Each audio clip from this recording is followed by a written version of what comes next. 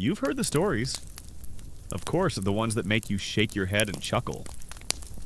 Loki is responsible for some of the greatest misfortunes and some of the most ingenious creations in the Norse myths. He is the one who, in a fit of mischief, cut off Sif's golden hair, leading to the creation of Mjolnir, Thor's hammer, and other magnificent treasures by the dwarves.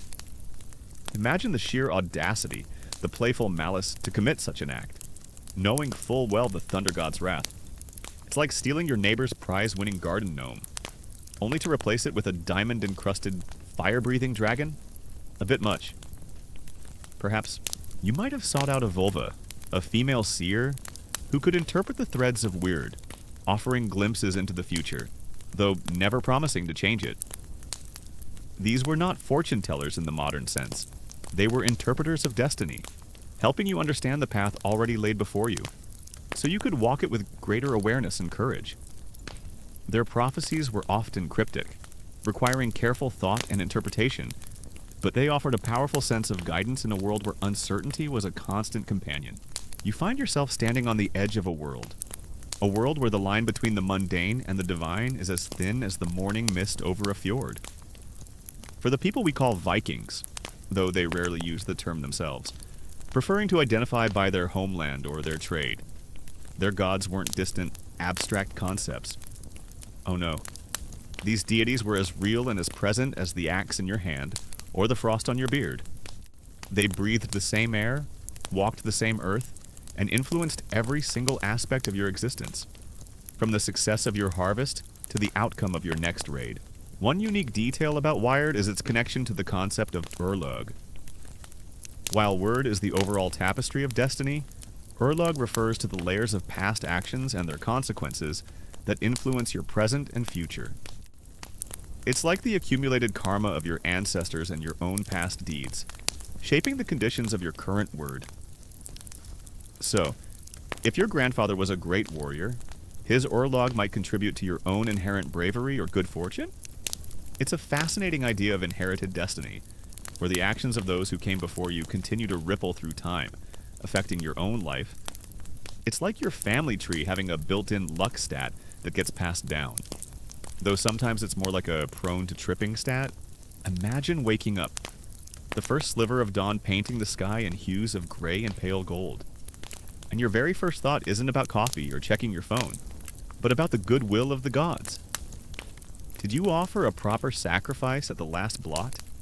Is Thor pleased with your strength? Has Freya blessed your crops? This wasn't a casual Sunday devotion. It was a constant, pervasive awareness. Your world, Midgard, was just one of 9 realms, each intricately connected by the mighty world tree, Yggdrasil. You lived beneath its branches, a tiny speck in a vast cosmic tapestry woven by unseen hands. Historians still debate the precise philosophical implications of weird and free will in Viking society. Did the Vikings truly believe they had no agency? Or was word more of a framework within which they could still make choices that affected their fame and honor? The sagas often show characters making difficult decisions, taking risks, and striving for glory, which suggests a degree of individual agency within the confines of their predetermined path. It's a complex interplay, and the exact balance between fate and individual choice remains an open academic question, much like trying to decide if you chose to eat that last cookie, or if it was simply your word to do so. You see, for the Viking, the universe wasn't a random collection of stars and planets. It was a living, breathing entity, teeming with forces both benevolent and terrifying. Every rustle of leaves, every crack of thunder, every glint of sunlight on a sword blade could be interpreted as a sign, a whisper from the divine. You'd learn these stories from your elders, huddled around the fire, the flickering shadows dancing on the faces of your kin. Tales of Odin, the All-Father, who sacrificed an eye for wisdom, of Thor, the Thunderer, whose hammer Mjolnir protected both gods and mortals, of Freya, the goddess of love, fertility, and war, who rode her chariot pulled by cats. These weren't just bedtime stories, they were the very fabric of your reality. The Norns also tended to the world tree, Yggdrasil, watering its roots with water from the well of Urdar. This act sustained the cosmos, ensuring the continued existence of the 9 realms. Their role wasn't just about weaving individual destinies, it was about maintaining the very fabric of reality. Their constant care for the tree symbolizes the delicate balance of existence and the profound interconnectedness of all things. Without their tireless work, the universe itself would wither and die. The concept of fate, or weird, was deeply ingrained. You weren't simply living your life, you were walking a path already laid out, a thread woven into the grand tapestry by the Norns, the powerful female beings who governed destiny. This didn't mean you were passive, however, oh no. It meant you had to live your life with courage, honor, and a fierce determination to meet your fate head-on. If your word was to fall in battle, then you would fall bravely, with your axe in hand, hoping to earn a place in Valhalla. This acceptance of fate, coupled with a proactive approach to life, is a fascinating paradox that defines much of the Viking mindset. It's like knowing you have a destination on a map, but you still have to row the boat to get there. And you might as well row with all your might. You might have felt the weight of wired in your own life. Perhaps a sudden storm thwarted your journey, or a bountiful harvest arrived unexpectedly. These events weren't random, they were manifestations of your wired, threads in the grand design. It instilled a sense of humility, a recognition that you were part of something far greater than yourself, and that your individual life, while important, was ultimately a small piece of a much larger cosmic puzzle. Your relationship with the gods wasn't one of blind worship or fearful subservience. It was more transactional, a give and take. You offered sacrifices, animals, precious metals, even human lives in extreme cases, not out of terror but to maintain balance, to ensure the gods continued to favor your endeavors. You sought their guidance, their strength, their blessings. If the fishing was poor, if the harvest failed. If a raid went sideways, you might question if you had somehow offended a deity, or if perhaps your offerings weren't sufficient. This practical, almost business-like approach to the divine is a common historical fact often overlooked in popular portrayals. It wasn't about abstract morality, it was about tangible results. The belief in word also provided a framework for understanding suffering and loss. If a loved one died in battle, it was their word to fall. While grief was certainly present, there was also an acceptance, a sense that this was how things were meant to be. It offered a kind of fatalistic comfort, a way to process the harsh realities of life and death in a brutal world. It's a bit like accepting that your favorite TV show had to end. Even if you really wanted another season, consider the very landscape you inhabited. The towering mountains, the deep, dark forests, the raging seas. These weren't just geographical features. They were imbued with spirits, with vetter, nature spirits that could be helpful or harmful. You might leave a small offering of milk or bread at the base of a particularly ancient tree, just to keep the land spirits happy. You wouldn't want to accidentally anger a land vetter before setting out on a long journey. Would you? That's just asking for trouble. This animistic layer to their beliefs, where every part of the natural world held a spark of the divine, added another dimension to their already rich spiritual tapestry. It meant you were never truly alone. The world was always watching, always listening. The Norns were not worshipped in the same way as Odin or Thor. There were no specific temples or elaborate rituals dedicated solely to them. Their influence was more subtle, more pervasive, woven into the very fabric of daily life and thought. They were the silent architects of existence, the unseen hands that guided the flow of time and events. You acknowledge their power not through direct prayer, but through your actions, by living with courage, honor, and a deep respect for the unfolding of destiny. The sagas, those epic tales passed down through generations, are filled with examples of this intimate connection. Heroes and kings would consult with seers, interpret omens, and make offerings before embarking on any significant undertaking. They weren't just stories of human prowess. They were narratives where gods intervened. Sometimes subtly, sometimes dramatically. You'd hear about Odin walking among mortals in disguise, testing their courage or bestowing wisdom. You'd hear about Thor's hammer striking down giants, protecting Midgard from chaos. These weren't just tales for entertainment. They were moral lessons, historical records, and theological treatises all rolled into one. They taught you how to live, how to die, and how to navigate a world brimming with divine power. Consider the runic inscriptions you might have seen on stones or carved into wood. These runes were not just an alphabet, they were believed to hold magical power, to be imbued with the secrets of word. Skalds and rune masters might use them to divine the future, to understand the currents of destiny, or even to subtly influence events, though never to truly change the ultimate outcome. The runes were a way to tap into the very language of weird, to gain a deeper understanding of the cosmic plan. It's like having a secret decoder ring for the universe, but it only tells you what's already going to happen.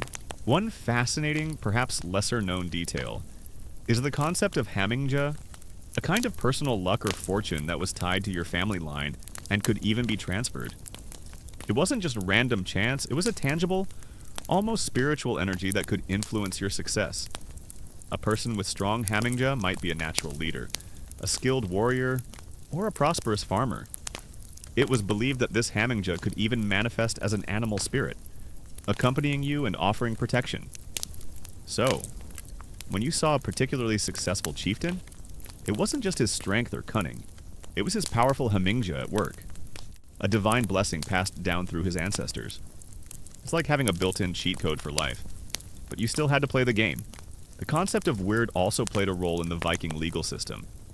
Oaths were incredibly important, and to break an oath was not just a betrayal of trust, but a violation of cosmic order, a defiance of word.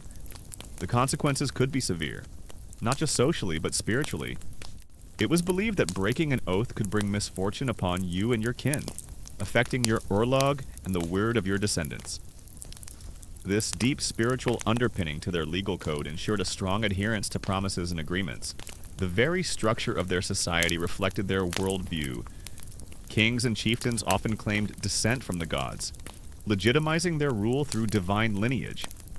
The Thing, the assembly where laws were made and disputes settled, was often held in sacred spaces under the open sky, where the gods could witness the proceedings. Justice, therefore, wasn't just a human construct, it was a reflection of cosmic order. Breaking an oath wasn't just a social transgression, it was an affront to the gods themselves, potentially incurring their wrath. This intertwining of law, society, and religion created a cohesive, if sometimes brutal, social structure. So, as the last embers fade and the quiet of the night settles around you, you can ponder the profound concept of word. It is the invisible thread that connects all things, the silent force that guides the destinies of gods and mortals. It is a reminder that your life, with all its triumphs and tragedies, is part of a grand, ancient design, woven by the timeless hands of the Norns. And as you drift into slumber, you might just feel the gentle pull of that thread, guiding you towards whatever tomorrow's word may bring. However, the exact nature of their belief system is not without its complexities. Historians still debate whether the Norse pantheon was a truly unified system, or a more fluid collection of regional cults and individual practices. Were all gods equally revered across Scandinavia, or did certain deities hold more sway in specific areas? The evidence is often fragmented, pieced together from archaeological finds, runic inscriptions, and later written accounts, many of which were recorded after their conversion to Christianity, potentially coloring the original narratives. It's like trying to reconstruct a magnificent mosaic when half the tiles are missing, and some of the remaining ones have been repainted. As the night deepens and the distant howls of wolves echo across the frozen landscape, your thoughts inevitably turn to the ultimate cosmic event in the Viking worldview, Ragnarök. This isn't just an apocalypse, it's the twilight of the gods, the final cataclysmic battle that will bring about the destruction of the old world, only to pave the way for a new one. It's a grim prophecy, yet one embraced with a strange sense of inevitability and even a hint of hope for what lies beyond. For the Viking, Ragnarök wasn't a question of if, but when, and how bravely one would face it. Despite these academic debates, what is clear is that the Viking worldview was deeply spiritual, pragmatic, and intimately connected to the natural world. Their gods were not distant, benevolent figures, but powerful, often unpredictable beings who demanded respect and offerings. They were reflections of the forces of nature, the chaos and order of the human experience. They were gods of war and peace, of fertility and death, of wisdom and trickery. And you, as a Viking, lived your life in constant awareness of their presence, striving to navigate the currents of fate while honoring the powers that shaped your world. You understood that your actions, your courage, your honor, all contributed to the grand cosmic drama unfolding around you. It was a heavy burden, but also a profound source of meaning in a harsh and unforgiving world. You were a part of something much larger than yourself, a tiny thread in the vast, intricate tapestry of the 9 realms, under the watchful eyes of the gods. And as the sun dips below the horizon, casting long shadows across the longhouse, you can almost feel their presence, a whisper on the wind, a rumble in the distant thunder. You've heard the portents, whispered around the fire in hushed tones. The Fimble winter, a brutal, unending winter that will last for 3 years, with no summer in between. Imagine the biting cold, the endless snow, the gnawing hunger that would grip your village. This isn't just bad weather, it's the first grim sign that the end is drawing near, a common historical fact in the mythological accounts. Brothers will turn against brothers, families will dissolve into chaos, and morality will crumble. The bonds that hold society together will fray and snap, signaling the complete breakdown of order. It's like a really, really long power outage, but with more existential dread and less Netflix, as the whispers of the wind carry the scent of the sea and the distant bleating of sheep. Your thoughts turn to the most enigmatic and perhaps the most revered of all the gods, Odin. He isn't just a king among deities. He is the very embodiment of the complex, often contradictory, nature of the Viking world. You might picture him as a wise old man with a long beard, a single piercing eye, and a wide-brimmed hat, wandering the realms, gathering knowledge, and you wouldn't be entirely wrong. But Odin is far more than just a sage. He is the All-Father, a god of paradoxes, a deity whose domains stretch from the highest wisdom to the bloodiest battlefield, from the deepest secrets of magic to the grim embrace of death. Then come the monstrous births. Loki's children, the Midgard serpent, Jörmungandr, will rise from the ocean, thrashing and spewing venom, causing massive floods. The great wolf Fenrir, finally breaking free from his chains, will rampage across the land, his jaws wide enough to swallow the sun. And Hel, the ruler of the underworld, will lead an army of the dead, sailing on the ship Naglfar, a vessel made from the fingernails and toenails of the deceased. Imagine the sheer terror of seeing these colossal, ancient evils unleashed upon your world, their fury unchained. You've heard the stories since you were a child, tales sung by skalds and whispered by your grandmother. The most famous, perhaps, is his quest for wisdom. Imagine the thirst for knowledge so profound that you would sacrifice an eye for it. That's what Odin did. He journeyed to the well of Mimir, a source of all wisdom and understanding, guarded by the giant Mimir himself. To drink from its waters, Odin had to offer a price, and that price was one of his eyes. You can almost feel the cold, clear water on your tongue, the sudden rush of insight, and the phantom ache where your eye once was. This act, this profound sacrifice, cemented his status as the god of wisdom. But it also speaks volumes about the value the Vikings placed on knowledge and insight, even if it came at a terrible cost. It's like giving up your favorite snack for a lifetime supply of your other favorite snack. A tough choice, but sometimes worth it. The sun and moon, chased relentlessly by the wolves Skul and Hati, will finally be swallowed, plunging the realms into eternal darkness. The stars will fall from the sky, and the very fabric of the cosmos will begin to unravel. The world tree, Yggdrasil, will tremble and groan, its branches shaking as the 9 realms are plunged into turmoil. You can almost feel the ground beneath your feet vibrating, the air growing heavy with dread, as the signs of the final battle become undeniable. But Odin isn't just about dusty scrolls and ancient runes, he is also the god of war, and a terrifying one at that. When you stand on the deck of your longship, the salt spray stinging your face, your axe heavy in your hand, it is Odin you invoke. He is the one who decides the outcome of battles, who chooses the Einarjar, the fallen warriors destined for Valhalla. You might feel a surge of adrenaline, a cold certainty, as you charge into the fray, believing that Odin's gaze is upon you, guiding your blade, or perhaps marking you for a glorious death. His presence on the battlefield isn't just about victory, it's about the honorable death, the warrior's ultimate aspiration. Then the horns will sound.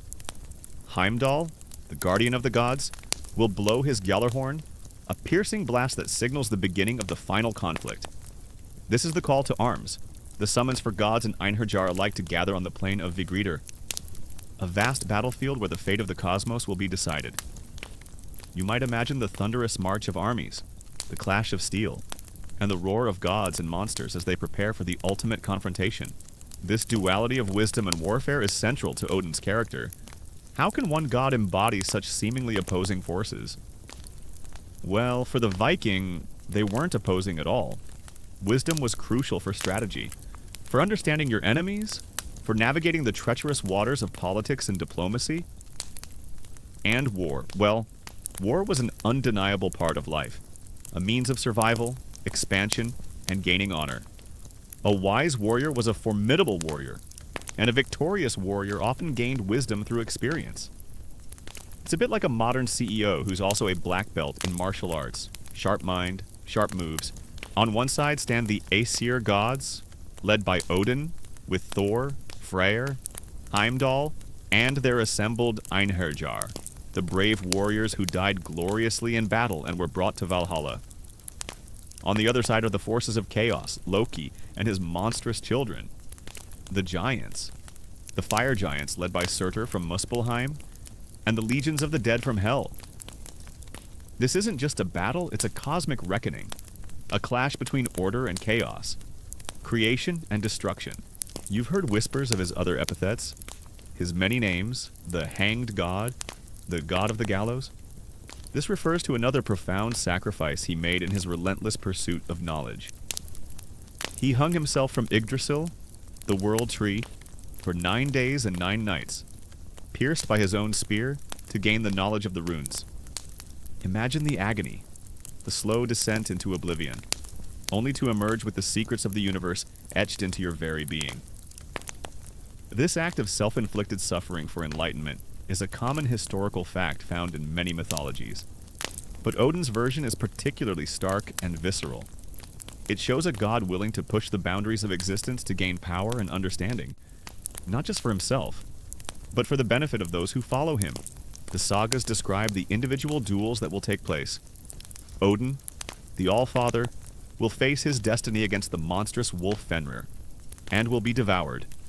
Thor, the mighty Thunderer, will finally slay his ancient foe, the Midgard serpent, but will succumb to its venom, taking 9 steps before falling dead. Freyr will fight the fire giant Surtur, but having given away his magical sword, he will fall. Heimdall will battle Loki, and they will slay each other. Tyr will fight the Houndgarmer, and both will perish. It's like the ultimate family reunion, where everyone decides to settle old scores, and nobody leaves alive. And then there's his connection to death. While Valhalla is often depicted as the ultimate warrior's paradise, it's important to remember that Odin doesn't claim all the fallen Freya, the goddess of love and war. Claims half of them for her hall, Folkvangr. But for those who do go to Valhalla, they feast, they fight, they prepare for Ragnarök, the final battle. Odin presides over this hall, a grim but glorious host, constantly gathering his army for the inevitable confrontation. His ravens, Hugin thought and Munyan memory, fly across the realms, bringing him news of the living and the dead. You might see a pair of ravens circling overhead and wonder if they are Odin's eyes, watching your every move, assessing your worthiness. It's like having a celestial newsfeed, but with more feathers and existential dread. The world will be consumed by fire and flood. Surtur, the fire giant, will unleash his fiery sword, engulfing the realms in flames. The earth will sink into the sea, and all life as you know it will cease to exist. Imagine the intense heat, the suffocating smoke, the roaring inferno that consumes everything in its path. This is the ultimate cleansing, the complete destruction of the old order, a necessary end for a new beginning. Odin is also a master of Cedar, a powerful form of Norse magic, often associated with prophecy, divination, and influencing fate. This was a form of magic often practiced by women, and for a man to engage in it was sometimes seen as unmanly, almost shameful. Yet Odin, the All-Father, the god of warriors, was a practitioner of Cedar. This unique detail highlights another aspect of his paradoxical nature.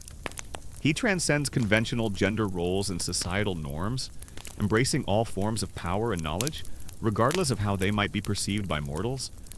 It's a reminder that even the gods have their quirks, and sometimes the most powerful beings are the ones who defy expectations.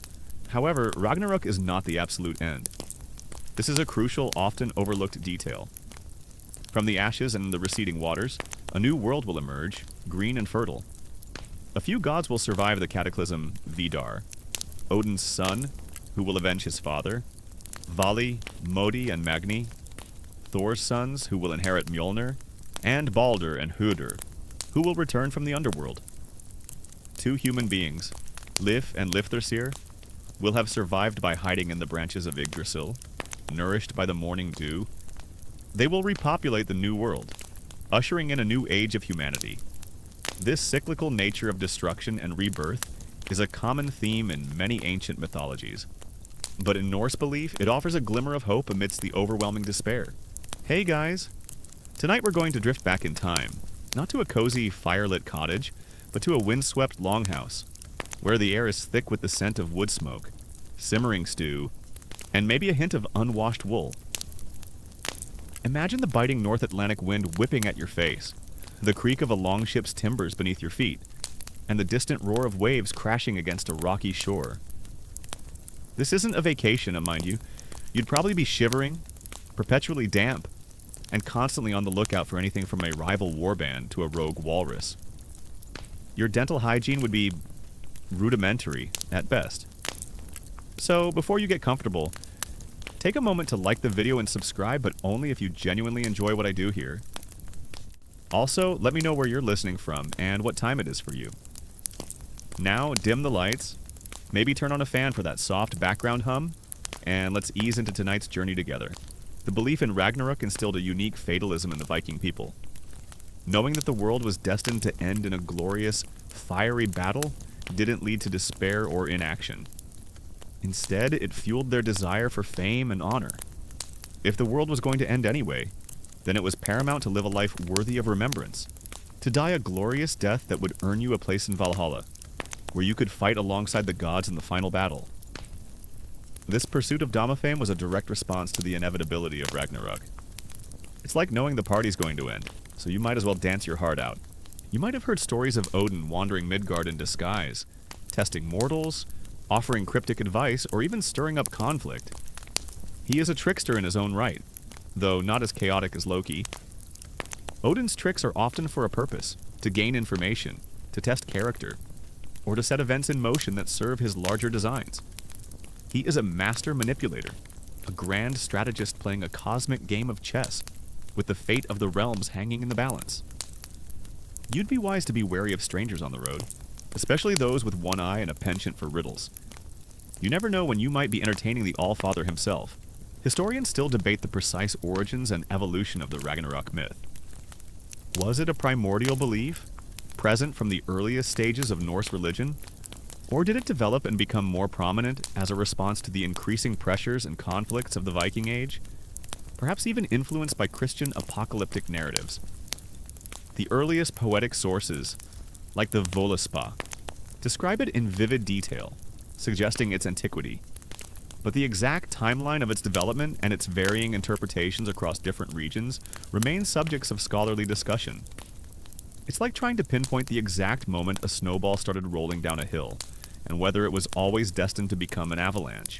The worship of Odin wasn't always as widespread or as prominent as that of Thor, particularly among the common folk. Thor was the protector, the god of the farmers and the everyday person, while Odin was often associated with kings, chieftains, and poets. However, his influence was undeniable, especially among the elite and those seeking power or wisdom. His cult was often more esoteric, involving secret societies and profound rituals. This distinction in worship patterns is something historians still debate. Was there a clear hierarchy of gods in the Viking mind? Or did individual preference and regional traditions dictate which deity was most important? The archaeological evidence, though rich, doesn't always provide a clear answer, leaving much to scholarly interpretation. The concept of Ragnarök also provided a powerful moral framework. The actions of gods and mortals alike contributed to the unfolding of this cosmic drama. Loki's murder of Baldur, for instance, is a direct catalyst for the gods' downfall. This suggests a sense of cosmic justice, where even divine transgressions have profound consequences.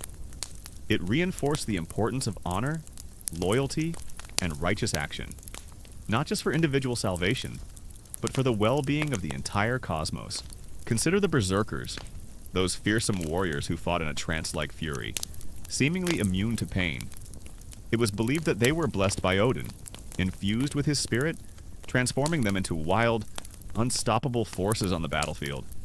You might have seen one, eyes wide and unfocused, foaming at the mouth, charging headlong into danger without armor or fear. It's a terrifying sight, and a testament to the raw, untamed power that Odin could bestow upon his chosen warriors. This connection to ecstatic, shamanistic practices further underscores Odin's multifaceted nature, linking him not just to organized warfare, but also to primal, almost animalistic, ferocity. You might have felt a strange sense of comfort in the idea of Ragnarök. It offered an explanation for the harshness of life, the constant struggles, and the inevitable cycle of death and rebirth. It was a grand narrative that gave meaning to suffering and purpose to existence. Your life, however small, was a part of this epic cosmic drama, and your actions, however humble, contributed to the unfolding of destiny. His companions are as iconic as he is. His 8-legged horse, Sleipnir, the fastest of all steeds, capable of traversing all 9 realms. His 2 ravens, Hugin and Munin, his eyes and ears in the world, and his 2 wolves, Geri and Freki, who feast on the meat given to them by Odin at Valhalla. These animals are not just pets. They are extensions of his power, his senses, his very essence. They symbolize his connection to the natural world, his mastery over both the wild and the domesticated, and his constant vigilance over the realms. It's like having a super smart drone, a worldwide surveillance system, and a couple of very loyal, very hungry guard dogs, all rolled into one divine package. The imagery associated with Ragnarök is incredibly powerful and has resonated through centuries, influencing art, literature, and popular culture. The image of the wolf devouring the sun, the serpent rising from the sea, the fire consuming the world. These are archetypal symbols of destruction and renewal that speak to universal human fears and hopes. For the Viking, these weren't just abstract concepts. They were terrifyingly real possibilities, shaping their worldview and their daily lives. The sagas also tell of Odin's role as a patron of poetry and skaldic verse. He is the one who stole the mead of poetry, a magical drink that bestows wisdom and poetic inspiration upon those who partake of it. This connection to art and eloquence further rounds out his character, showing that his wisdom isn't just about strategy or battle, but also about the beauty and power of words. A skilled skald, capable of composing intricate verses and reciting epic tales, was highly valued in Viking society, and they would often invoke Odin for inspiration. It's a reminder that even in a harsh world of raids and battles, there was a deep appreciation for culture and storytelling. So, as the last embers of the fire die down and the world outside is cloaked in the deep silence of night, you can reflect on the profound narrative of Ragnarök. It is the story of an end, but also of a beginning. It is a testament to the Viking belief in cycles, in the enduring power of life even after ultimate destruction. It is a reminder that even in the face of inevitable doom, courage, honor, and the pursuit of fame can give meaning to existence. And as you drift into slumber, you might just dream of a world consumed by fire, only to rise again, green and new, under a fresh sky. You might find yourself, on a quiet evening, sitting by the fire, listening to the wind howl outside, and pondering the mysteries of Odin, his sacrifices, his endless quest for knowledge, his grim determination to prepare for Ragnarök. It all speaks to a profound understanding of the cyclical nature of life and death, of creation and destruction. He is not a benevolent father figure in the traditional sense, but a demanding, often inscrutable deity who embodies the very essence of the Viking spirit: courageous, cunning, relentless, and always striving for more knowledge, more power, more glory. Even in the face of inevitable doom, he is the ultimate seeker, the ultimate warrior, and the ultimate king, forever watching, forever learning, forever preparing for the twilight of the gods. And as you drift closer to sleep, you might imagine his single eye, gleaming with ancient wisdom, fixed on the distant stars, as the scent of wood smoke mingles with the crisp night air, and the distant sounds of the forest fade into a gentle hum. Your thoughts turn from the grand cosmic drama of Ragnarök to the more immediate, tangible ways you interacted with your gods through blot and other sacred rituals. These weren't just abstract acts of worship, they were practical, vital ceremonies, a direct line of communication between you and the divine, ensuring the continued favor of the powerful beings who shaped your world. As the distant rumble of thunder echoes across the vast, open sky, your thoughts naturally drift from the complex, often shadowy wisdom of Odin to the more straightforward, undeniably powerful presence of Thor. If Odin was the chieftain, the cunning strategist, then Thor was the strong arm of the people, the unwavering protector of Midgard. He wasn't a god of subtle nuances or esoteric knowledge, he was the god of action, of brute strength, and of unwavering loyalty. And for you, a common Viking farmer or a hard-working craftsman, Thor was likely the god you felt closest to, the one you invoked when the storm clouds gathered, or when your crops needed a good, solid rain. Imagine standing in a sacred grove, perhaps under the ancient boughs of an oak tree, or near a specially constructed temple, the air thick with anticipation. A blot was a communal sacrifice, often involving the slaughter of an animal, a horse, a pig, a goat, or even a human in more extreme and rare circumstances. Though animal sacrifices were the common historical fact, the blood, considered sacred, would be collected in bowls, and then sprinkled on the altars, the walls, and even on the participants themselves, using a hlauten, a sacrificial twig. You might feel the cool spray of the blood on your skin, a visceral connection to the life force being offered to the gods. It was a potent, powerful experience, designed to invigorate the gods and strengthen the bonds between the human and divine realms. You've heard the tales, of course, countless times. Every child knows of Mjolnir, his mighty hammer, which always returns to his hand after being thrown. Imagine a weapon so powerful it could shatter mountains, level giants, and yet could also be used to bless a wedding or consecrate a newborn. This duality, this ability to be both a devastating force of destruction and a benevolent bringer of order, is central to Thor's appeal. It's like having a bulldozer that can also delicately plant a flower. You might wear a small hammer amulet around your neck, a symbol of protection, a silent prayer for strength and safety in a world full of dangers. This common historical fact of hammer amulets being widespread among the Viking population speaks volumes about Thor's popularity. This wasn't about appeasing angry deities in a fearful way. Instead, it was more of a reciprocal exchange.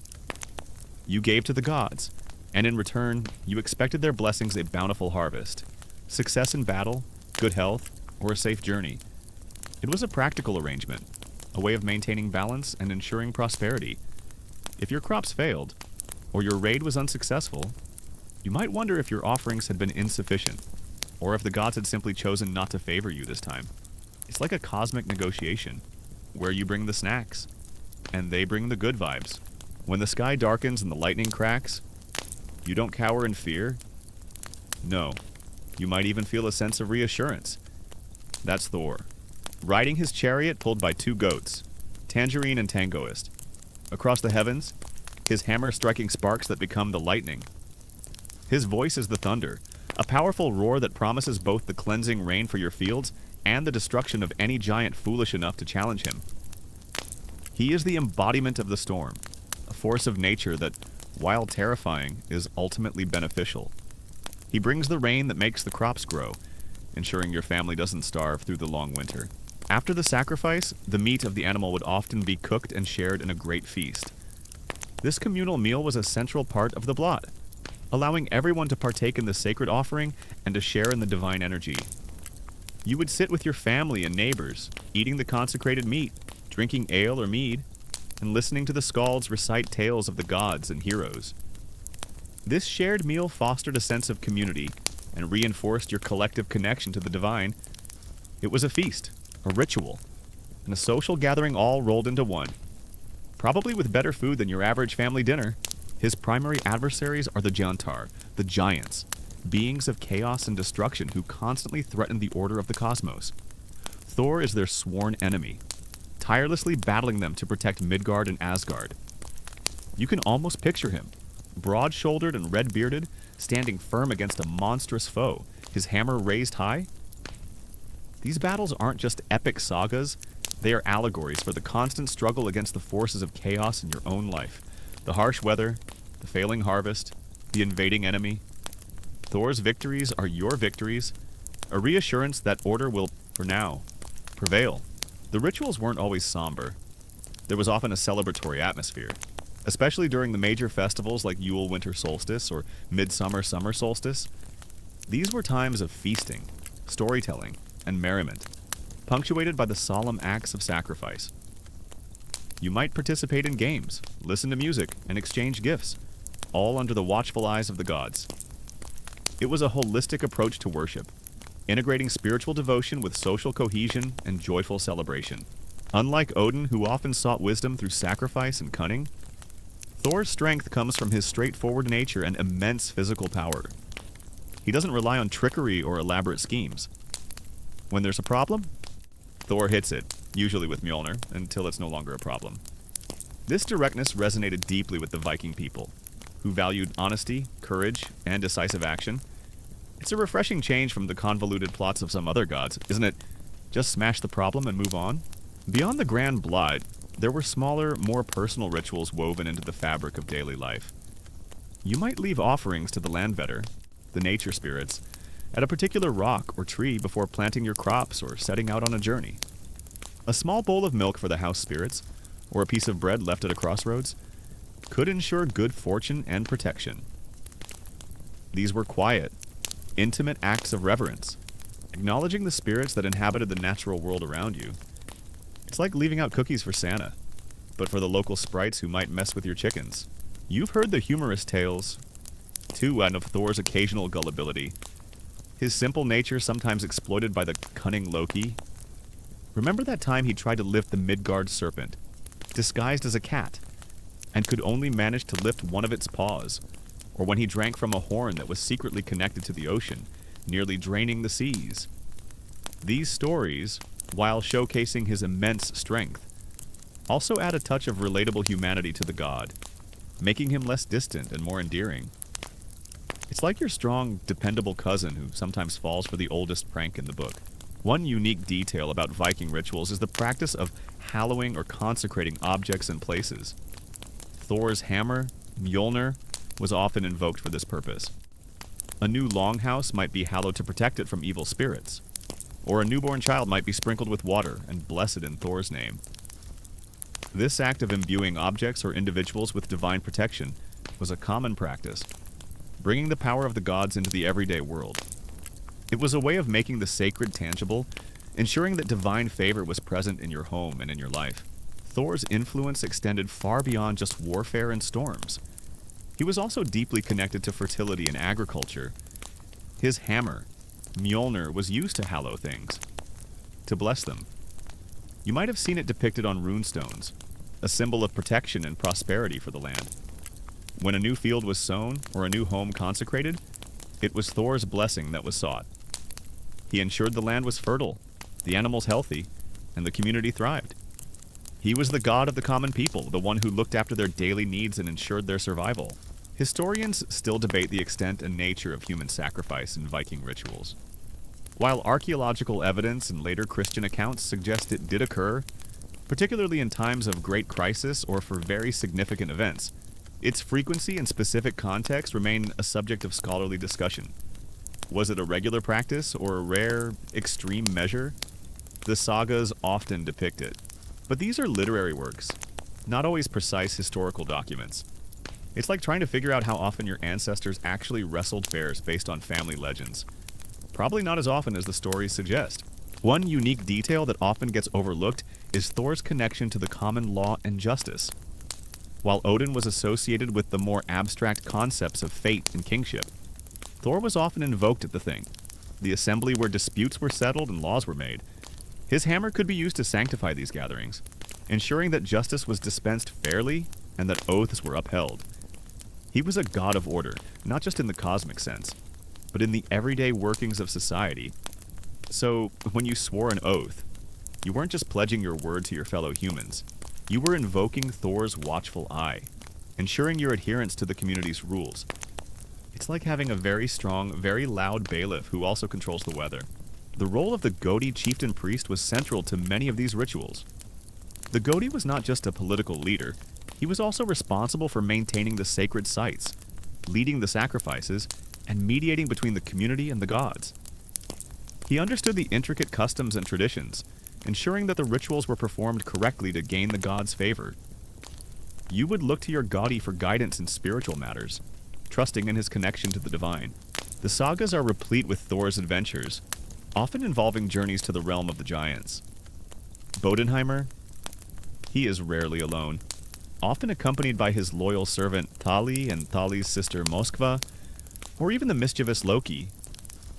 These journeys are not just about battling monsters, they are about proving his strength, upholding cosmic order, and sometimes learning a lesson or two about humility.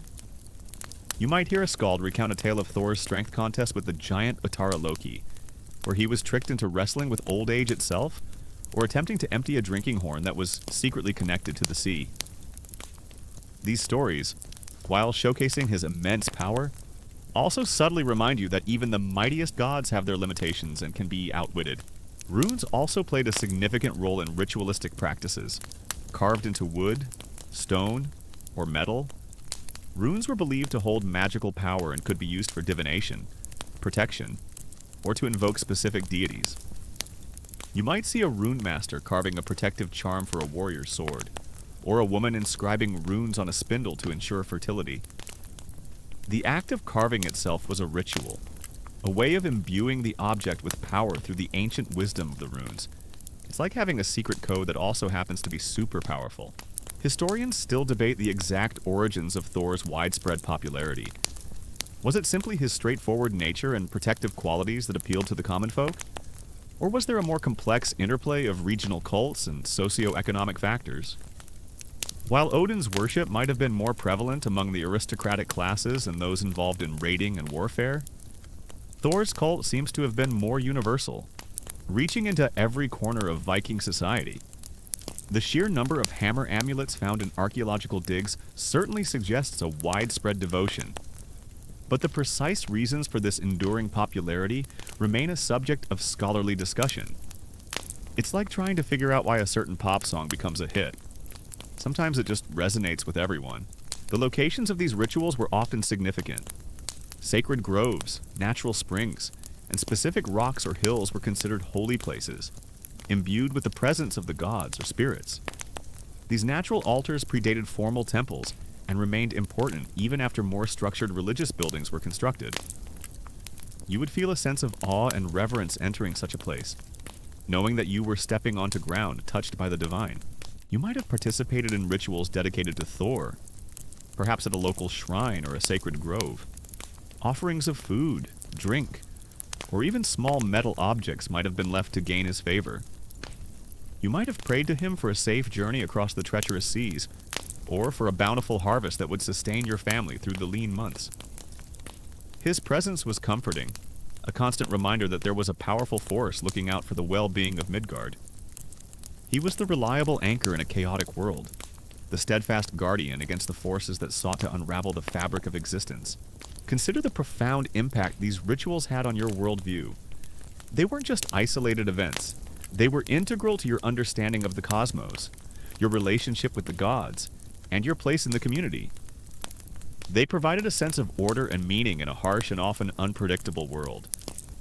Through these acts, you participated directly in the ongoing cosmic drama, contributing to the balance between order and chaos, and ensuring the continued prosperity of your people. Consider the common man's perspective. Life was hard, the weather was unpredictable, the land often unforgiving, and dangers lurked around every corner. You needed a god who understood your struggles, who could protect your home and your family, and who could bring the necessary elements for survival. Odin, with his distant wisdom and focus on glorious death, might have seemed too abstract for daily concerns. But Thor, with his hammer, his strength, and his direct intervention against chaos, was a tangible source of comfort and hope. He was the god who literally cleared the skies and made the earth fruitful. The act of feasting and drinking during a blot was also a form of communion. The mead or ale shared was often blessed, and by drinking it, you were believed to be sharing in the divine essence, strengthening your connection to the gods. Toasts would be made to Odin, Thor, Freyr, and other deities, invoking their names and seeking their blessings. It was a joyous, boisterous affair, a celebration of life and a reaffirmation of faith. His family life also made him more relatable.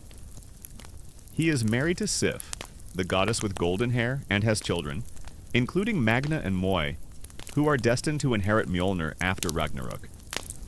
This domestic aspect, though often overshadowed by his heroic deeds, further grounds him in the human experience. He is not just a warrior, he is a husband and a father, a figure who understands the importance of family and lineage. It's a nice touch, knowing that even the Thunder God has to deal with family dinners, probably with extra large portions. One fascinating, perhaps lesser-known detail is the concept of cedar rituals, often performed by Volur female seers or spakonur. These rituals involved trance states, prophecy, and sometimes influencing events through magical means.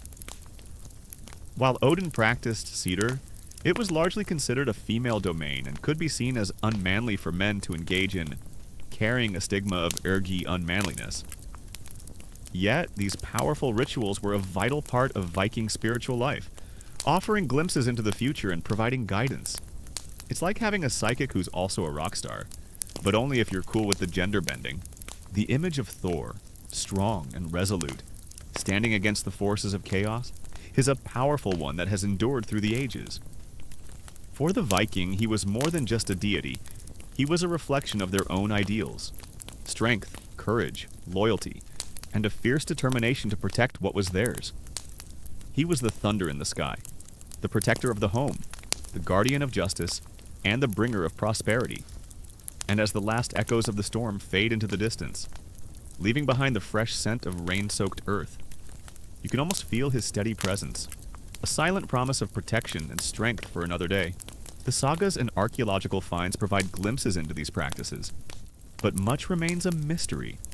The exact words spoken during prayers, the specific gestures performed, and the nuances of individual regional variations are often lost to time. We piece together what we can from fragmented evidence, trying to reconstruct a vibrant and complex religious landscape. It's like trying to learn a new dance from a few blurry photographs. You get the general idea, but the subtle movements are hard to grasp. As the sun warms your face and the scent of blooming wildflowers drifts on a gentle breeze, your thoughts turn from the thunderous might of Thor to the softer, yet equally powerful, presence of the Vanir gods, specifically Freya and Freyr. While Odin and Thor belong to the Aesir, the primary pantheon of warrior gods, Freya and Freyr hail from the Vanir, an older, distinct group of deities associated with fertility, wealth, and the natural world. There was once a great war between the Aesir and the Vanir, a conflict that ultimately ended in a truce and an exchange of hostages, bringing these two powerful families of gods together. This integration of two distinct divine lineages is a fascinating aspect of Norse mythology, reflecting perhaps the merging of different cultural or religious traditions in ancient Scandinavia. Despite the passage of centuries, the echoes of these ancient rituals can still be felt. The reverence for nature, the importance of community, and the desire to connect with something larger than oneself are timeless human impulses. For the Viking, these impulses were channeled through the blot and countless other sacred acts, creating a rich tapestry of spiritual life that sustained them through triumphs and tribulations. Freya, the goddess of love, beauty, fertility, war, and death, is a figure of immense power and complexity. You might see her depicted with her falcon cloak, or riding in a chariot pulled by two large cats, a truly majestic and slightly whimsical image. She is not just a goddess of gentle affections, she is a formidable deity, capable of leading warriors into battle and claiming half of the fallen for her own hall. Folkman. Yes, while Odin gets his pick for Valhalla, Freya claims the other half. This unique detail that a goddess of love also presides over a warrior's afterlife highlights the Viking understanding that these aspects of life were not separate, but intrinsically linked. Love and life often intertwined with the harsh realities of conflict and death. So, as the night draws to a close and the world outside settles into a deep, peaceful slumber, you can reflect on the practical devotion of the Vikings. Their rituals were not just empty gestures. They were heartfelt expressions of their worldview, their hopes, and their fears. They were a way of engaging with the divine, ensuring their survival, and honoring the powerful forces that governed their lives. And as you drift off to sleep, you might imagine the faint scent of wood smoke and the distant echo of ancient chants, connecting you to a time when the gods walked closer to the earth. Imagine a young couple, newly wed, seeking blessings for a fertile union. It is Freya they would invoke, hoping for healthy children and a prosperous future. You might leave a small offering of honey or flowers at a shrine dedicated to her, whispering your hopes for a good harvest or a successful hunt. Her domain over fertility extended to the land itself, ensuring bountiful crops and healthy livestock.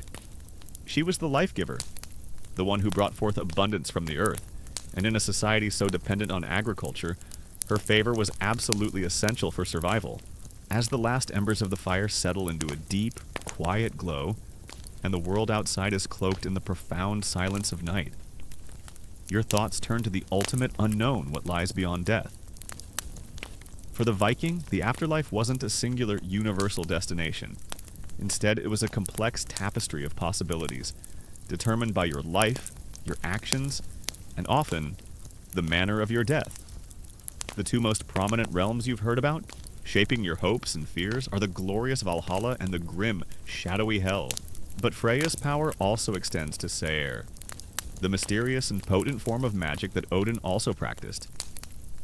She is considered the foremost practitioner of this magic among the gods, possessing deep knowledge of fate and the ability to see into the future. This connection to magic, particularly a form often associated with women, underscores her authority and influence. She is not just beautiful, she is wise and powerful, capable of manipulating the very threads of destiny. You might seek out a Valve, a female seer, who was believed to be a practitioner of seer and could channel Freya's insights. It's like having a divine life coach who can also predict the stock market. If only they had a stock market back then. Imagine the warrior's ultimate dream Valhalla. This is Odin's Hall, a magnificent place in Asgard, reserved for the Einherjar, those brave warriors who died gloriously in battle, chosen by Odin himself or by his Valkyries. You've heard the vivid descriptions: a hall with a roof of golden shields, spears for rafters, and benches covered with chainmail. 540 doors, each wide enough for 800 warriors to march through abreast. Every day, these warriors feast on the meat of the boar Sarimnir, which magically regenerates each night, and drink endless mead supplied by the goat Heidrun, who stands on the roof of Valhalla, nibbling on the leaves of the world tree. It's like an all-you-can-eat buffet with eternal happy hour. But everyone's a super fit, battle-hardened warrior. Her tears, it is said, turn into gold. This poetic image speaks to her immense beauty and her connection to precious metals and wealth. She is often associated with valuable possessions, including the magnificent necklace Bingaman, which she acquired through cunning and, some say, questionable means.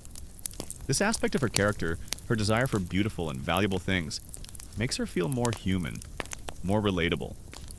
Even goddesses appreciate a good piece of jewelry. Apparently, the daily routine in Valhalla is equally glorious. Each morning, the Einherjar don their armor and weapons and march out to the plain of Vigridr, where they engage in fierce, mock battles, honing their skills and preparing for Ragnarök, the final battle. Every evening, their wounds are miraculously healed, and the fallen are resurrected, ready to feast and fight again the next day. This cycle of glorious combat and endless feasting is the ultimate reward for a life lived with courage and honor. For a warrior, the prospect of joining Odin's chosen few to train and prepare for the twilight of the gods was the highest aspiration, a common historical fact that fueled their bravery in battle. Then there is her brother, Freyr. He is the god of fertility, peace, prosperity, sunshine, and good harvests, He is often depicted with a large phallus, openly symbolizing his connection to procreation and abundance. While this might seem crude to modern sensibilities, for the Vikings, it was a direct and honest representation of his vital role in ensuring the continuation of life and the prosperity of the community. He is the one who makes the fields green, the animals multiply, and the sun shine brightly. But Valhalla wasn't the only destination for the valiant Freya, the goddess of love, fertility, and war. Also claimed half of the fallen warriors for her own hall, Folkvanger. While less is known about Folkvanger, it is believed to be a beautiful realm, perhaps more focused on the joys of life and love, even in the afterlife. This dual destination for warriors highlights the multifaceted nature of Viking beliefs about death and honor. It suggests that glory could be found not just in Odin's grim preparations for Ragnarök, but also in Freya's more vibrant, perhaps more sensual, realm. It's like choosing between an intense military academy or a luxurious spa retreat. Both equally prestigious, but with very different amenities. You would invoke Freyr before planting your crops, hoping for his blessing to ensure a rich yield. His presence was crucial for the success of your farm, for the health of your cattle, and for the overall well-being of your family. He is often associated with the boar, a symbol of fertility and strength, and he rides a golden-bristled boar named Glibist, or drives a chariot pulled by a boar. This connection to the boar, a powerful and fertile animal, further emphasizes his domain over agriculture and abundance. Then there is Hel. This is the realm of the dead, presided over by Loki's daughter, Hel, a grim figure whose body is half beautiful and half decaying. Unlike the fiery hells of some other religions, Hel is a cold, dark, and often bleak place, a vast underworld where most of the deceased go. This includes those who died of old age, illness, or in accidents, essentially, anyone who did not die gloriously in battle. You've heard the chilling descriptions: a journey down a long, dark road, past the guardian dog Garmr, and across the river Gjöll, which flows with sharp knives. The gates of hell are formidable, and once you enter, there is no return. Freyr also possesses a magical sword that fights on its own, a powerful artifact that he famously gave away for the hand of the giantess Jerry. This act, sacrificing a powerful weapon for love, highlights another aspect of the Vanir gods: their emphasis on peace and fertility over constant warfare, though they are certainly capable of battle when necessary. It's a bit like trading your superpowered robot for a really amazing date. A questionable decision? Perhaps, but love makes you do strange things. Strange. Life in hell is not necessarily one of torment, but it is often described as dreary, monotonous, and devoid of the joys of the living world. It is a place of shadows and quietude, where the dead exist in a state of suspended animation, awaiting Ragnarök. There are no grand feasts, no mock battles, no heroic deeds. It is simply an existence, a waiting room for the end of the world. This stark contrast with Valhalla underscores the Viking emphasis on a glorious death as the pathway to a more desirable afterlife. It's like choosing between an epic adventure theme park or a very quiet, slightly damp waiting room at the DMV. The worship of Freyr was particularly strong in Sweden, where he was associated with sacred horses and ritualistic practices involving fertility. His cult often involved communal feasts and ceremonies aimed at ensuring a good harvest and the prosperity of the land. You might have seen wooden carvings of him, or participated in a procession carrying an effigy of the god, hoping to draw his blessings to your village. This deep connection to the land and its bounty made him an indispensable deity for any agricultural community. The distinction between Valhalla, Folkvanger, and Hel wasn't purely about morality in the modern sense. It was about honor, courage, and the manner of your death. A brave warrior who fell with a weapon in hand was destined for glory, regardless of their moral character in life. Conversely, someone who died a straw death, in bed, from illness or old age, would go to hell, even if they had lived a virtuous and honorable life. This emphasis on the circumstances of death is a unique detail that sets Norse afterlife beliefs apart from many others.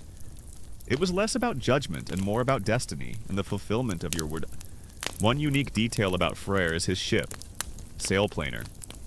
This magical ship, crafted by dwarves, could be folded up and carried in a pouch. Yet it could hold all the Aesir gods and sail on both land and sea, always with a favorable wind. This incredible artifact, while not directly related to his fertility domain, speaks to the Vanir's connection to craftsmanship and the wonders of the natural world. It's like having a foldable yacht that also doubles as a magic carpet, very convenient for divine travel. You might have felt a deep-seated fear of a straw death, not because it meant eternal damnation, but because it meant missing out on the ultimate warrior's reward. The sagas are full of characters who, when facing old age or illness, would sometimes try to provoke a fight or even fall on their own sword to ensure a glorious death and a place in Valhalla. This desperate desire to avoid hell speaks volumes about the societal values placed on martial prowess and a heroic end. It's like being so afraid of missing out on the VIP section that you'd rather jump off the roof to get in. Historians still debate the exact relationship between the Aesir and Vanir gods. Was the war between them a mythological reflection of actual historical conflicts between different tribes or cultures? Or was it a way to explain the different aspects of the divine, with the Aesir representing war and order, and the Vanir representing fertility and peace? The integration of these two groups into a single pantheon suggests a complex evolution of religious beliefs, where different traditions eventually merged, creating a richer, more diverse spiritual landscape. It's like trying to figure out if two different musical genres merged because of a battle of the bands, or just because they sounded good together. Historians still debate the precise theological implications of these different afterlives. Was hell seen as a truly negative place, or simply a neutral one for the majority of the deceased? Some scholars argue that the grim depictions of hell might have been influenced by later Christian concepts of hell, as the sagas were often written down after the conversion period.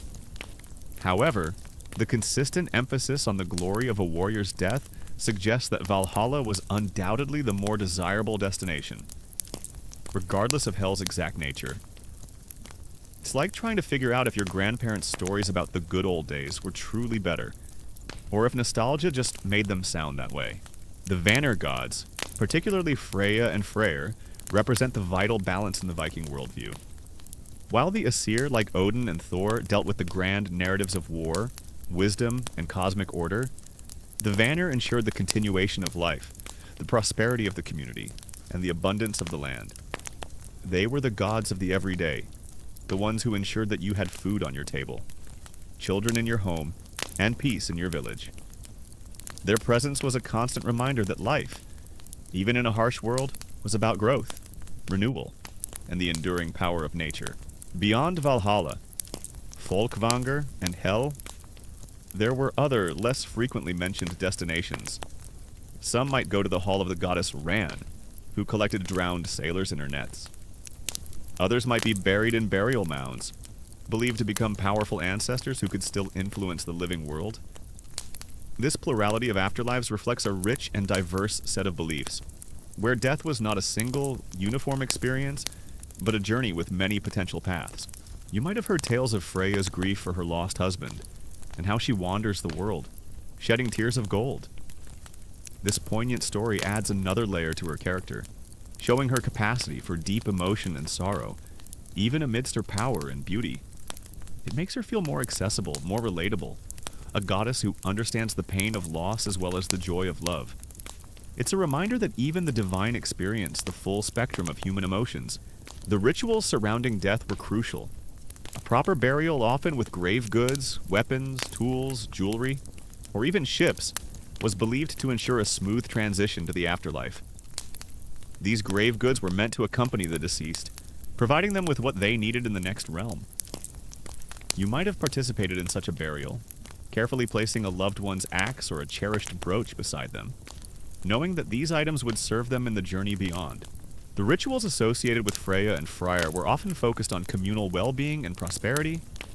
Feasts, sacrifices of animals, and offerings of grain or other produce would have been common, especially during important agricultural festivals like the summer solstice or the harvest.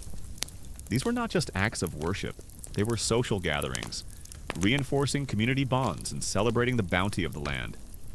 You would participate with your family and neighbors, sharing food and drink, knowing that your collective efforts were pleasing the gods and ensuring another prosperous year. The concept of ancestor worship, while not as formalized as in some other cultures, was also present. The spirits of the deceased, particularly powerful chieftains or family elders, were believed to retain some influence over the living. You might invoke their names for guidance or protection, hoping their wisdom and strength would aid you from beyond the grave. This connection to the ancestral line further blurred the lines between the living and the dead, creating a continuous thread of existence. Imagine the relief you would feel as the first green shoots emerged from the soil after a long winter, or as your pregnant livestock delivered healthy offspring. These were direct signs of Freya and Freyr's favor, tangible proof of their benevolent influence. They were the gods who made life possible and who nurtured the world and its inhabitants. Their presence brought comfort and hope, a sense of security in a world that could often feel unpredictable and dangerous. One fascinating, perhaps lesser-known detail is the belief in Haugbui, a mound dweller. These were spirits of the dead who remained in their burial mounds, sometimes guarding treasures, sometimes offering advice, and occasionally causing trouble. They were not necessarily evil, but powerful and tied to their earthly resting places. You might avoid disturbing an ancient burial mound, out of respect or fear of awakening a Haugbui. It's like knowing there's a grumpy old ghost in the attic, and it's probably best to just leave him alone. The sagas, while often focusing on the heroic deeds of warriors and kings, also subtly weave in the influence of the Vanir. A particularly prosperous farm might be seen as blessed by Freyr. A woman with exceptional beauty or a knack for prophecy might be considered touched by Freya. Their presence might be less dramatic than a thunder god battling giants, but their influence was no less profound, shaping the very foundation of daily life and ensuring the continuation of the Viking people.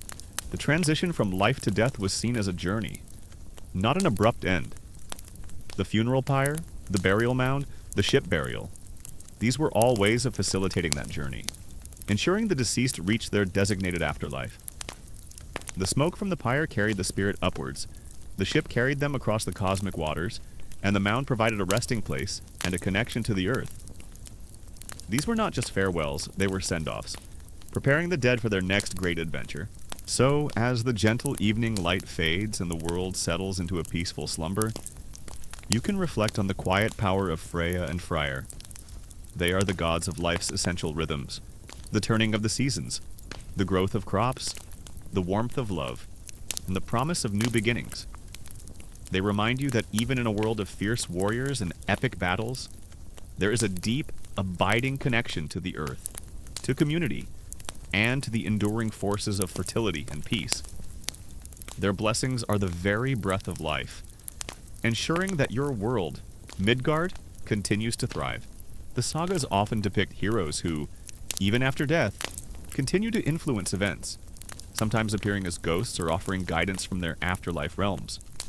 This fluidity between the living and the dead, and the continued agency of the deceased, further emphasizes the Viking belief in a continuous existence, where the boundaries of life and death were more permeable than in many other cultures.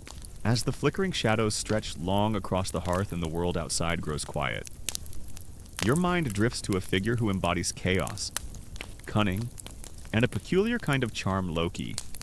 Unlike the noble Odin, the steadfast Thor, or the benevolent Freya and Freyr, Loki is not easily categorized.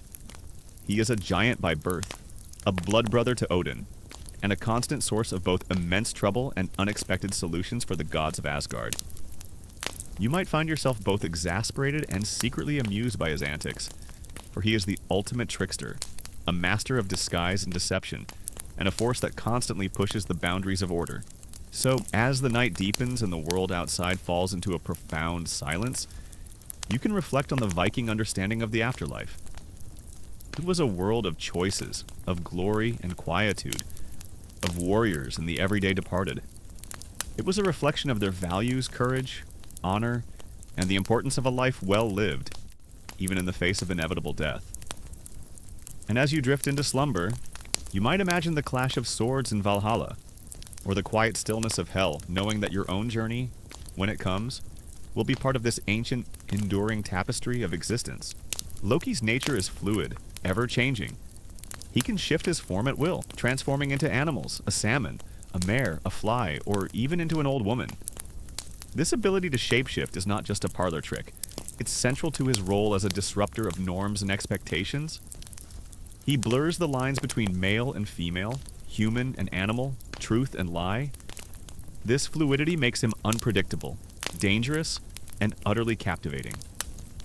You never quite know who or what Loki will be next, and that uncertainty is both thrilling and terrifying.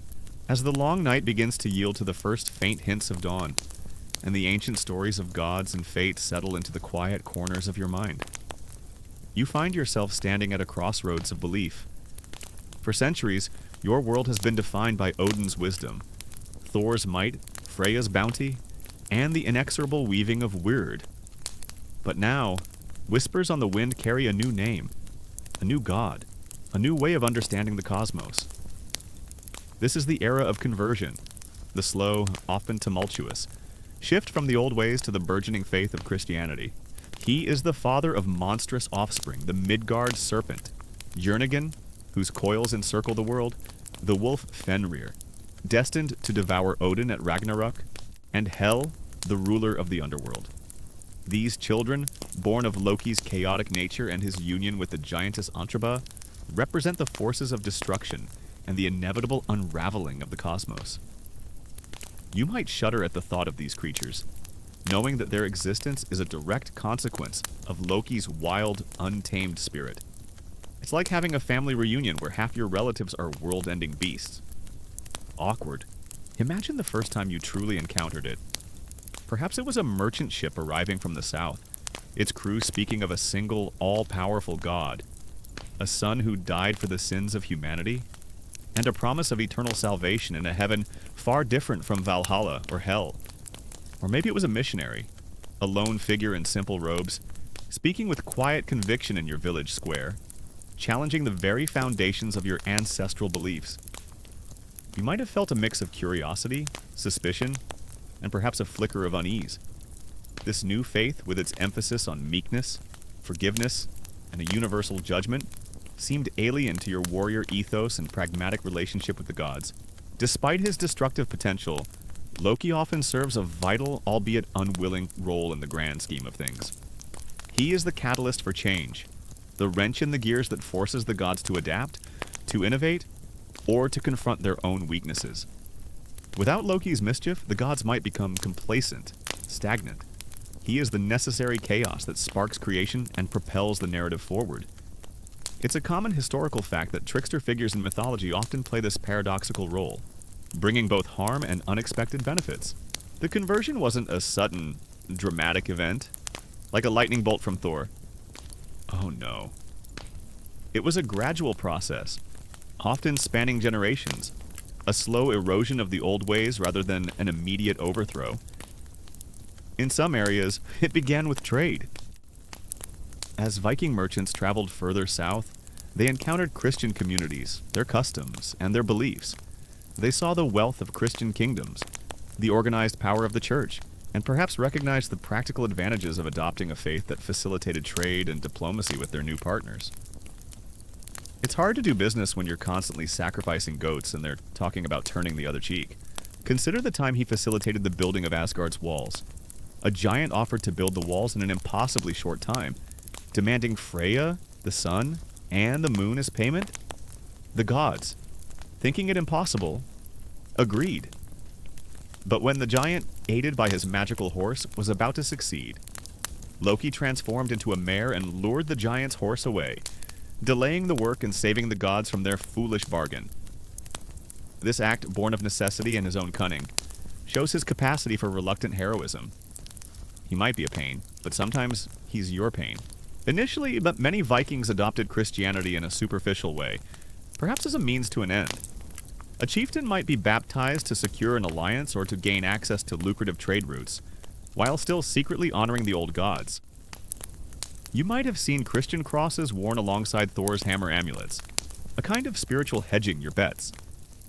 This syncretism, the blending of old and new beliefs, is a common historical fact during periods of religious transition. It's like trying to fit a square peg in a round hole, but with a lot of hammering and some creative whittling. His intelligence is undeniable, sharp as a honed blade, and his wit is quicker than a lightning strike. He can outsmart giants, outmaneuver gods, and talk his way out of almost any predicament, often by talking himself into another one. He is the master of words, capable of weaving elaborate lies and clever insults. You might hear tales of his flighting, a poetic exchange of insults, where he verbally skewers the gods, exposing their flaws and hypocrisies with devastating precision. He is the ultimate troll, long before the internet even existed.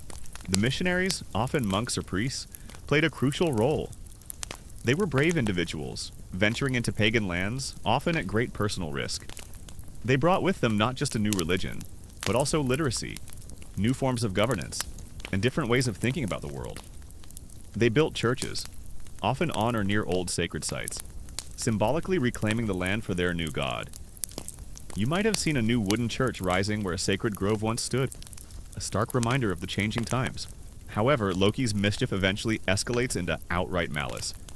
His most heinous act is the murder of Balder, the beloved god of light and purity. Tricked by Loki, the blind god Aur throws a mistletoe dart at Baldry, the only thing that can harm him, leading to his death. This act is the turning point. The moment Loki crosses a line from mischievous trickster to malevolent villain. It is an unforgivable sin, one that ultimately leads to his punishment and sets in motion the events leading to Ragnarök. This dark turn in his character is a crucial element in understanding the impending doom of the gods. The appeal of Christianity was multifaceted. For some, it's the promise of a universal God who cared for all, regardless of their social standing or manner of death, offered a comfort that the often demanding Norse gods did not. The concept of forgiveness for sins, a stark contrast to the unforgiving Weird, might have resonated with those burdened by guilt or misfortune. For others, the organized structure of the church, with its hierarchies and written laws, offered a sense of order and stability that was appealing in a world often characterized by tribal feuds and shifting allegiances. His punishment is severe and gruesome. He is bound to 3 rocks with the entrails of his own son, Nari, and a venomous serpent drips poison onto his face. His loyal wife, Sini, stays by his side, catching the venom in a bowl. But when she empties it, the poison drips onto Loki, causing him to writhe in agony, shaking the very earth, causing earthquakes. Imagine being chained, tormented, knowing that your suffering is a direct consequence of your own actions, and that your only solace is the unwavering devotion of one person. It's a pretty grim retirement plan. However, the conversion was not without resistance. There were periods of violent backlash, where Christian missionaries were martyred and newly built churches were destroyed. Some chieftains and communities fiercely clung to the old ways, seeing the new faith as a threat to their identity, their traditions, and their ancestral gods. You might have heard tales of pagan priests leading resistance, or of warriors fighting to preserve the honor of Odin and Thor against the encroaching white Christ. It's like a really intense family argument about what to watch on the only TV.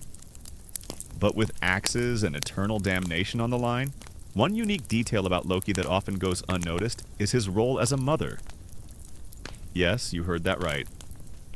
When he transformed into a mare to distract the giant's horse, he later gave birth to Sleipnir, Odin's 8-legged steed. This surprising twist further highlights his gender fluidity and his ability to defy conventional biological roles. It's a moment that adds another layer of bizarre fascination to his already complex character. He's truly a god of all trades, and some very unexpected ones. The sagas, many of which were written down after the conversion, often reflect this tension. They portray Christian kings and pagan heroes, sometimes in conflict, sometimes in grudging respect. They show the internal struggles of individuals torn between their ancient heritage and the allure of the new faith. This academic debate about how much the Christian scribes influenced the portrayal of Norse mythology is ongoing, as they might have subtly reshaped the stories to fit a Christian narrative or demonize pagan practices. It's like trying to read an old letter. Knowing the person who transcribed it might have changed a few words here and there to make themselves look better. Historians still debate the evolution of Loki's character in Norse mythology. Was he originally a more benevolent, if mischievous, deity who gradually became more malevolent over time? Perhaps influenced by the growing emphasis on order and justice in Viking society? Or was he always a figure of chaos? His destructive tendencies simply becoming more pronounced as the myths developed towards Ragnarök. The various sagas and poems offer differing portrayals. making it difficult to pinpoint a single definitive understanding of his original role. It's like trying to figure out if your eccentric uncle was always this wild, or if he just decided to embrace it later in life. One unique detail of the conversion process was the concept of double belief. Many people didn't simply abandon their old gods, they incorporated the new one into their existing worldview. They might pray to Christ for salvation, but still leave offerings to the landbetter for a good harvest. They might be baptized, but still wear Thor's hammer for protection. This wasn't necessarily hypocrisy, it was a pragmatic approach to spirituality. Ensuring all bases were covered in a world where divine favor was crucial for survival. It's like having both a lucky charm and a backup lucky charm, just in case. Despite his eventual betrayal and punishment, Loki remains an integral part of the Norse pantheon. He is the shadow to the gods' light, the chaos to their order, the necessary antagonist who pushes the narrative forward. He reminds you that even in a world governed by powerful deities, there is always an element of unpredictability, a force that defies easy categorization. He is the wild card, the joker in the divine deck, capable of both immense harm and surprising, if accidental, good. The shift in power dynamics also played a significant role.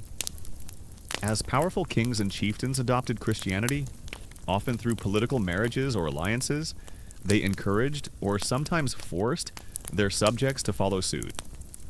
The church offered a centralized authority that could help consolidate power, providing a framework for larger, more unified kingdoms. The old pagan cults, often localized and decentralized, struggled to compete with the organized might of the Christian church. You might find yourself on a particularly stormy night, hearing the distant rumbling and wondering if it's Thor's chariot, or perhaps Loki writhing in his chains. His story is a cautionary tale, a reminder of the consequences of unchecked malice, but also a testament to the enduring power of cunning and the unpredictable nature of fate. He is a mirror reflecting the darker aspects of human nature, the envy, the deceit, the desire to disrupt, but also the surprising moments of brilliance and the capacity for change, even if it's for the worse. The very nature of the gods themselves began to change in the popular imagination. As Christianity gained ground, the old gods were sometimes demonized, portrayed as evil spirits or mere idols. Their stories were reinterpreted, their powers diminished. Odin, the wise Allfather, might become a devilish figure, and Thor, the protector, a mere giant. This transformation of divine figures is a powerful testament to the impact of religious conversion on cultural memory. Loki is the embodiment of the saying, "The road to hell is paved with good intentions." Except in his case, the intentions were often just to cause a little bit of trouble, which then spiraled wildly out of control. He is the ultimate agent provocateur, the one who asks the uncomfortable questions and forces the gods to confront their own vulnerabilities. His presence ensures that the divine drama is never dull, always on the edge of eruption. The archaeological record provides fascinating insights into this period. Grave finds show a mix of pagan and Christian artifacts, sometimes even in the same burial. Runic inscriptions begin to incorporate Christian symbols alongside traditional Norse ones. This tangible evidence paints a picture of a society in flux, grappling with profound spiritual and cultural change. You might uncover a burial mound with both a cross and a hammer amulet, a silent testament to the complex beliefs of the person laid to rest within. So, as the night deepens and the world outside falls silent, you can ponder the enigmatic figure of Loki. He is the trickster, the shapeshifter, the father of monsters, and the unwilling catalyst for creation. He is a reminder that even in the most ordered of worlds, chaos has its place. And sometimes, the most dangerous figures are also the most fascinating.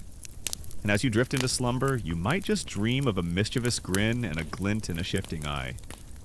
As the chill of the night deepens and the embers in the hearth glow a soft, reassuring red, your thoughts turn from the chaotic brilliance of Loki to a concept far more ancient and pervasive in the Viking mind fate, or word. This isn't just a casual idea of what might happen. It's a deep, unwavering conviction that your life, indeed all of existence, is part of a grand, preordained design. You don't just live your life, you walk a path already woven, a thread intricately spun by the Norns. the powerful female beings who govern destiny itself. The adoption of Christianity also brought Scandinavia into the wider European cultural sphere. Latin literacy, monasticism, and new artistic styles flowed north, enriching and transforming Viking society. The sagas themselves, while rooted in pagan oral traditions, were eventually written down by Christian scholars, preserving much of what we know about Norse mythology today.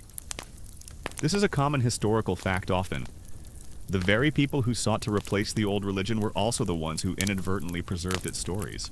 Imagine three ancient figures, veiled and mysterious, sitting at the base of Yggdrasil, the world tree. These are the Norns Urdr, meaning that which has come to pass, or past. Verdandi meaning that which is in the process of happening, or present, and Skuld meaning that which is to be, or future. They are not merely observers. They are the weavers of destiny, the carvers of word. With each strand they spin, each knot they tie, they are shaping the lives of gods and mortals alike. You can almost hear the rhythmic hum of their loom, the gentle click of their needles, as they meticulously craft the tapestry of existence.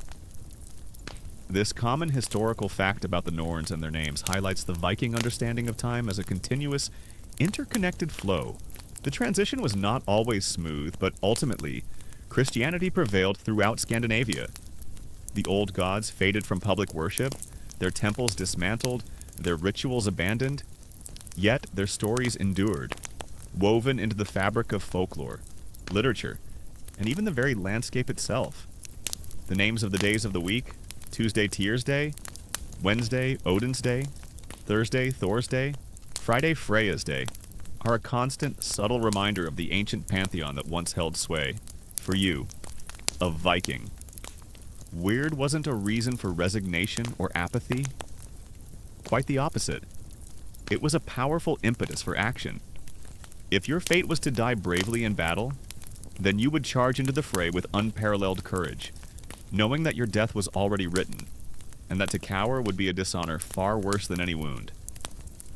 This acceptance of destiny, coupled with a fierce, proactive approach to life, is one of the most compelling paradoxes of the Viking mindset.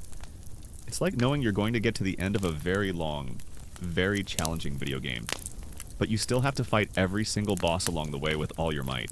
Even today, the echoes of the old gods can be heard in the language, in the names of places, and in the enduring fascination with Viking history and mythology. The transition from paganism to Christianity was a profound chapter in the story of the Viking people, marking the end of one era and the beginning of another. It was a time when beliefs were tested, traditions challenged, and the very understanding of the divine underwent a radical transformation. You might have heard the skalds sing of heroes who defied seemingly impossible odds, not because they believed they could change their word, but because they were determined to meet it with honor and glory. The sagas are full of characters who, when faced with prophecies of doom, don't despair but instead strive to live their lives to the fullest, to achieve fame and renown before their inevitable end. This pursuit of fame, or doma, was intimately linked to word. Your actions in life, particularly your bravery and honor, would determine your legacy, ensuring that your word was remembered long after you were gone. So, as the first rays of dawn pierced through the darkness, painting the sky with the promise of a new day, you can reflect on this monumental shift in belief. The world you inhabit is no longer solely governed by the ancient gods of Asgard. A new faith has taken root, bringing with it new hopes, new fears, and a new understanding of eternity. The old ways may have receded, but their spirit, their stories, and their enduring legacy continue to shape the world. A quiet whisper carried on the morning breeze. The Norns are not benevolent guardians who can be swayed by pleas or offerings. They are impartial, ancient forces, beyond the influence of even the gods themselves. Their decrees are absolute, their weaving immutable. This makes their presence both comforting, in the sense that there is a grand order to the universe, and terrifying, in the sense that your ultimate destiny is beyond your control. It's like having a very strict cosmic librarian who's already decided which book your life story will be, and there are no late returns. The concept of weird also extended to the very fabric of the cosmos. The gods themselves were subject to it. Odin knew his fate at Ragnarök, knew that he was destined to be devoured by Fenrir. Yet he tirelessly prepared for the final battle, gathering his Einherjar in Valhalla, not to escape his weird, but to meet it with the greatest possible strength and honor. This acceptance of a predetermined end, even for the most powerful beings, underscores the profound influence of weird in the entire Norse worldview.